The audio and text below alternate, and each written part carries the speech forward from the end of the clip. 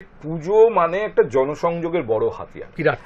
আজকের দিনেও আমি খোলা মনে আলোচনা করছি, রাজনৈতিক নেতারা ভালোভাবেই জানেন যে পুজোর মাধ্যমে সব থেকে বেশি সাধারণ মানুষের কাছে পৌঁছানো যায়।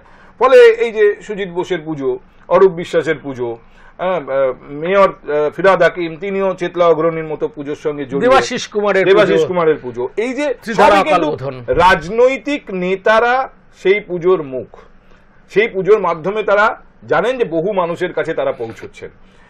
তার মানে নেতাজির পুজোও ছিল, আমার কাছে সেটাই খুব ইন্টারেস্টিং যে এটা আজকের কনসেপ্ট না, সেই সময়ের কনসেপ্ট। 1930-এ নেতাজির অনেকগুলো পুজো ছিল, মানে অনেকগুলো ক্লাবে নেতাজি সভাপতি হয়েছেন। আমি যদি প্রথমে সিমলা ব্যায়াম সমিতি থেকে পরে সিমলা ব্যায়াম সমিতি তৈরি হলো, নামটা হলো, নেতাজি ওখানে সভাপতি ছিলেন।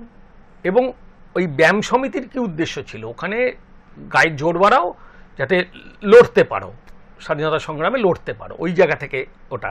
এবং নেতাজি তখন পাশে আছেন, নেতাজি দাঁড়িয়ে গেছেন, পাশে এসে গেছেন, ফলে ওখানে তরুণীরা আরো বেশি উদ্বুদ্ধ হয়ে পুজোর ওপর ঝাঁপিয়ে পড়লো।